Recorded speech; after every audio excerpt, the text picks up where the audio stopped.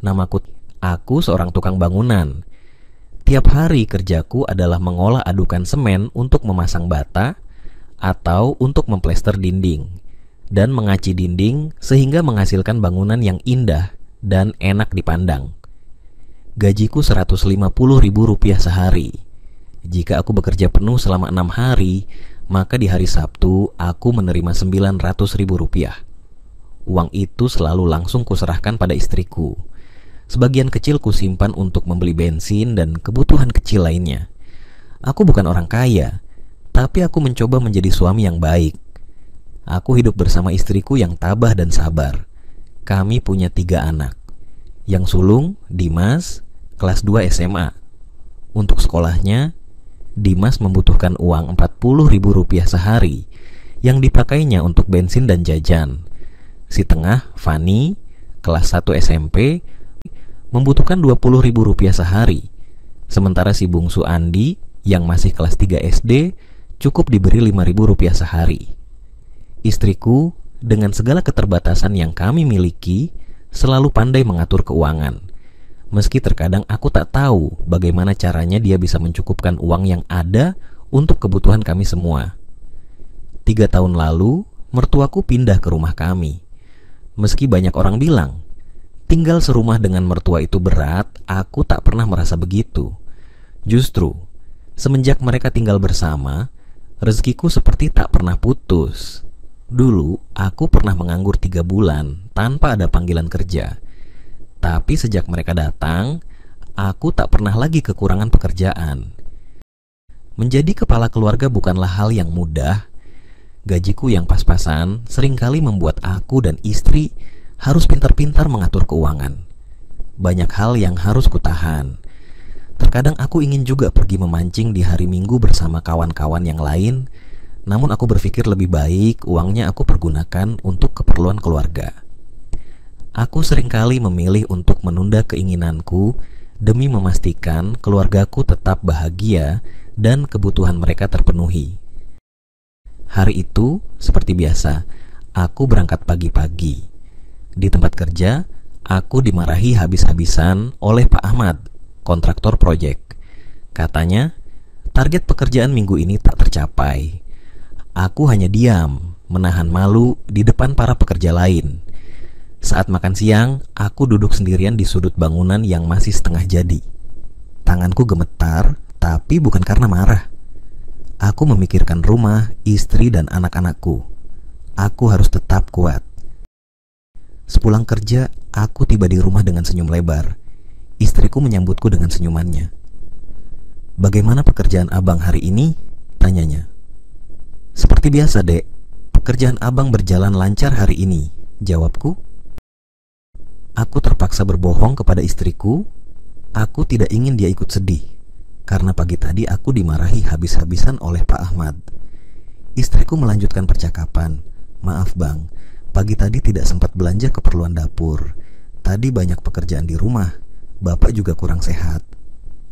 Jadi, besok tidak ada bekal yang bisa abang bawa?" sambungnya. "Tenang saja, Dek. Abang beli nasi di warung nanti," jawabku. Pagi itu, aku melaju pelan dengan motor tua menuju tempat kerja. Matahari baru saja naik, tapi hariku sudah membawa petaka. Di tengah jalan, suara angin mendesis dari ban belakang membuatku menepi. Ban motorku bocor. Aku menarik napas panjang sambil menuntun motor ke tukang tambal ban terdekat. Rp15.000 melayang untuk menambalnya. Aku menatap sisa uang di dompet. Hanya tersisa Rp35.000. Sejenak pikiranku melayang. Jika makan siang nanti ku beli nasi bungkus seharga Rp20.000, uangku akan tersisa Rp15.000. Namun, jumlah itu tidak cukup untuk membeli bensin yang bisa mengantar motor ini sampai hari Sabtu. Akhirnya, hari ini perutku terpaksa hanya diisi dengan sepotong goreng pisang seharga Rp2.000 agar sisa uangku cukup untuk membeli bensin hingga akhir pekan. Untuk 3 hari ke depan, perjalananku ke tempat kerja akan ditemani dompet yang hanya berisi SIM, STNK motor, dan uang Rp3.000. Aku mampir ke warung kecil di pinggir jalan.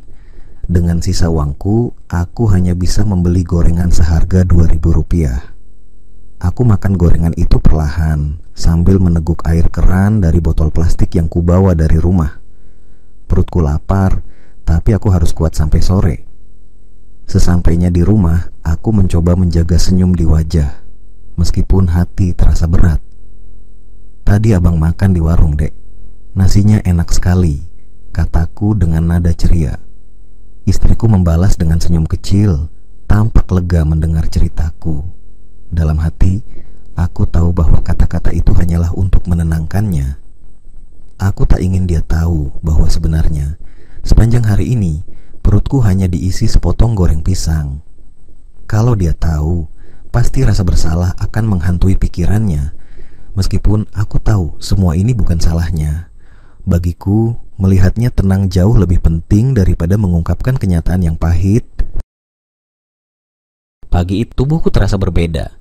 Demam menyelimuti seluruh badan, kepala berat, dan setiap gerakan membuat tulang-tulangku seperti retak. Tapi aku tak punya pilihan. Jika aku menyerah pada sakit, maka gajiku minggu ini tak akan cukup untuk memenuhi kebutuhan keluarga. Aku berdiri di depan cermin, mengumpulkan sisa-sisa semangat yang tersisa. Dengan wajah dipaksakan ceria, aku keluar dari kamar, menyapa istriku seperti biasa. "Abang sehat kok," ucapku saat dia bertanya, kenapa wajahku terlihat pucat. Tanpa menunggu lama, aku mengambil motor dan pergi bekerja. Sepanjang perjalanan, tubuhku terus memberontak. Setiap tarikan gas terasa lebih berat dari biasanya. Namun, aku tetap bertahan. Bukan karena aku kuat, tetapi karena aku tahu aku punya tanggung jawab untuk keluargaku. Hari terakhir proyek pembangunan ruko yang sudah kukerjakan bersama kawan-kawan selama 5 bulan, bos besar proyek, Pak Hartono, datang ke lokasi. Beliau jarang turun ke lapangan, tapi kali ini beliau berdiri memandangi kami bekerja. Setelah selesai, beliau memanggilku ke kantornya. Aku gugup, berpikir mungkin ada kesalahan pada pekerjaanku. "Tony, saya sudah lama memperhatikan kamu. Kamu rajin, tekun, dan hasil kerja kamu selalu rapi. Saya sangat menghargai dedikasimu. Karena itu, saya ingin menawarkan sesuatu yang lebih besar.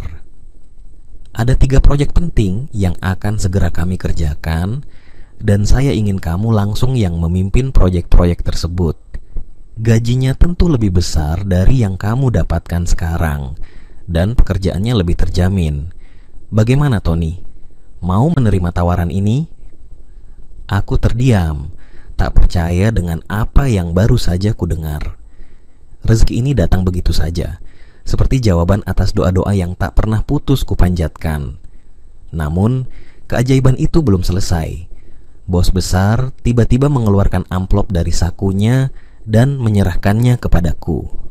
"Tony, sebagai bentuk apresiasi atas kerja kerasmu selama ini, saya juga ingin memberikan bonus 10 juta rupiah untukmu. Anggap ini sebagai tanda terima kasih sekaligus awal dari tanggung jawab baru yang akan kamu emban," ucapnya dengan senyum ramah. Tanganku gemetar saat menerima amplop itu. Rasanya sulit percaya, bahkan sekadar membayangkannya saja belum pernah. Baru kali ini aku memegang uang sebanyak itu. Aku menatap bos besar dengan mata berkaca-kaca, mencoba mengucapkan terima kasih meski kata-kata terasa tersangkut di tenggorokanku. Rasanya seperti mimpi yang menjadi nyata. Sore itu, aku pulang membawa kabar gembira. Kalinya, aku tak perlu berbohong kepada istriku. Aku bisa jujur tentang kebahagiaan ini. Dengan senyum lebar, aku memanggil istriku dan anak-anak, lalu bercerita tentang rezeki yang baru saja kuterima. Istriku terdiam, matanya berkaca-kaca, tak percaya dengan apa yang kudapatkan hari ini. "Dek, malam ini kita makan di luar," kataku penuh semangat. "Kita makan di restoran yang sering kamu ceritakan." Anak-anak melompat kegirangan, sementara istriku tampak tak percaya. "Serius, Bang? Restoran itu? Yang di pusat kota?" tanyanya. Aku mengangguk sambil tersenyum. Kami pun berangkat bersama, membawa serta mertuaku. Sesampainya di restoran, aku melihat meja-meja penuh dengan keluarga lain yang tampak bahagia. Dulu, aku hanya bisa menatap dari kejauhan, membayangkan bagaimana rasanya makan di tempat seperti ini. Kini, aku duduk di salah satu meja itu bersama keluargaku sendiri.